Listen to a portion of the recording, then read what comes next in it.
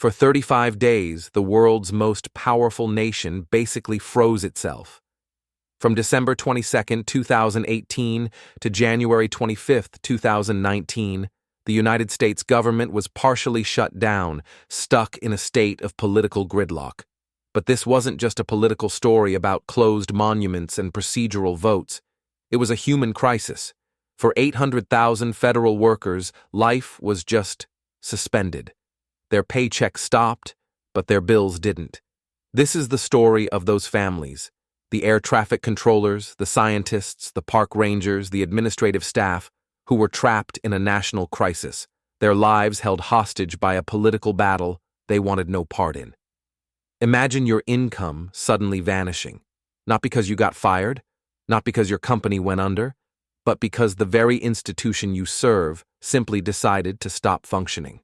For one FDA microbiologist and single mother of two, the fear was immediate and all-consuming. For an employee at the Bureau of Fiscal Management with nearly 4 decades of service, it was a surreal, recurring nightmare.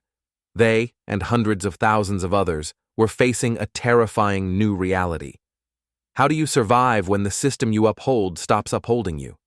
How do you provide for your family, pay your mortgage, and keep the lights on when your next paycheck is a giant question mark with no answer? Their stories aren't just about financial hardship, they're about the anxiety, the uncertainty, and the quiet dignity of navigating a crisis while the whole world is watching. So how did this happen? What political battle could possibly lead to hundreds of thousands of Americans being caught in the crossfire? It all came down to a single, unmovable demand: $5.7 billion for a wall on the U.S.-Mexico border. In the final weeks of 2018, Congress was trying to hammer out spending bills to fund the government.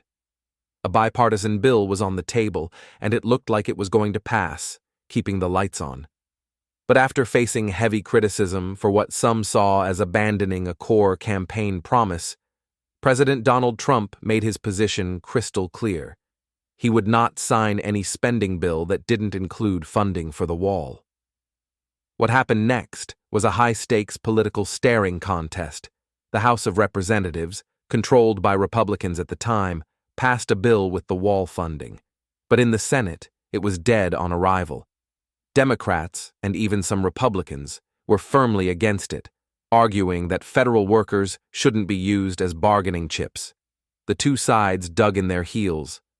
Congress failed to pass a funding bill, and at midnight on December 22, 2018, the gears of the federal government started grinding to a halt. This wasn't the first government shutdown in U.S. history, but it would soon become the longest. This is possible because of a law called the Anti-Deficiency Act, which basically says that without money approved by Congress, federal agencies can't operate. So, 9 executive departments were partially or fully shuttered, affecting about a quarter of all government activities. Around 380,000 federal employees were furloughed, sent home without pay. Another 420,000 were called essential and had to keep working, but still without a paycheck. For all 800,000 of them, the future was suddenly, terrifyingly, blank. That political fight in Washington didn't stay in Washington. It quickly spilled out into the real world, with consequences that rippled across the nation. While members of Congress kept getting their salaries, the people who actually keep the country running were forced to make impossible choices. Families started racking up credit card debt and taking out loans just to buy groceries and pay rent. Many federal workers found themselves going to food banks for the first time in their lives. The shutdown didn't just hurt government employees, it exposed deep inequalities. Tens of thousands of federal contract workers, janitors, security guards, cafeteria staff, were also out of a job, but with one cruel twist: they weren't guaranteed to get back pay. For them, the income lost was just gone. The freeze was felt in every corner of American life. The Food and Drug Administration had to suspend routine food safety inspections. The IRS was crippled, delaying tax refunds for millions. The Supplemental Nutrition Assistance Program, or SNAP, was put at risk, threatening to cut off food for vulnerable families. National parks became landscapes of chaos, with trash piling up and services shut down. The FBI even warned that its operations were being hampered. But nowhere was the strain more visible or more dangerous than in the nation's airports. Air traffic controllers, TSA agents, and other aviation staff were deemed essential, which meant they had to show up to work every single day without pay. As the shutdown dragged on, the financial and emotional toll started to mount. Morale plummeted. Some workers, unable to afford childcare or even the gas to get to work, began calling in sick. At airports across the country, security lines grew longer, and the risk of flight delays and cancellations shot up. These weren't just inconveniences.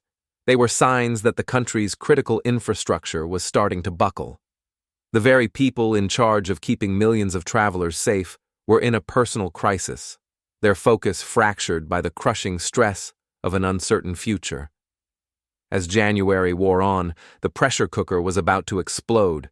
The shutdown wasn't just some abstract political debate anymore. It was becoming a real national security concern. And the turning point came from the skies.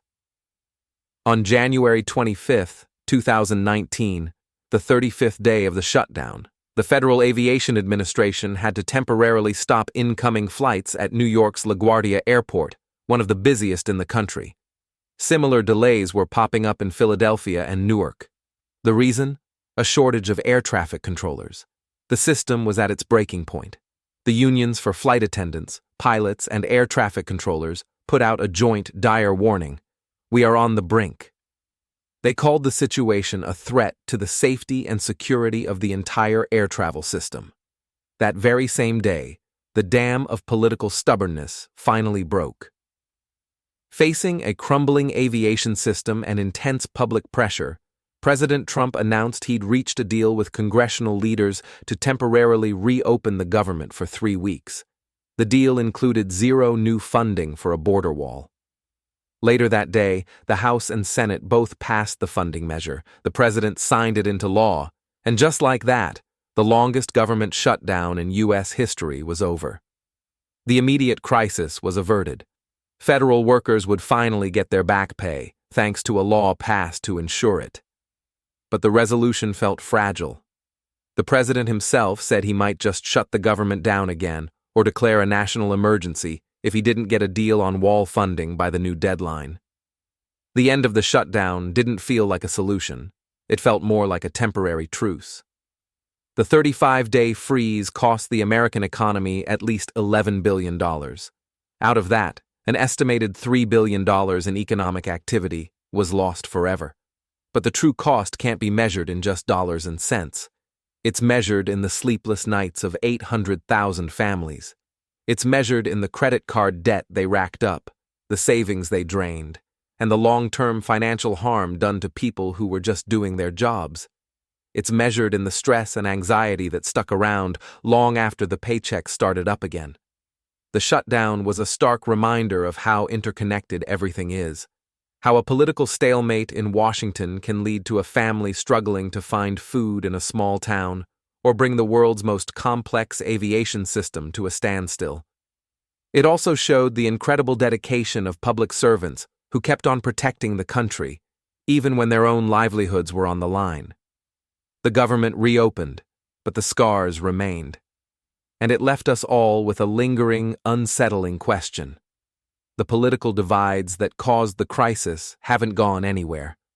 The legal loopholes that allow a shutdown to happen are still in place. So as we look back on those 35 days, we have to ask, what did we really learn? And what's to stop it from happening all over again? What do you think about using government shutdowns as a political bargaining chip? Let me know your thoughts in the comments below. And if you found this story insightful, do me a favor and like this video and subscribe for more deep dives into the events that shape our world. Thanks for watching.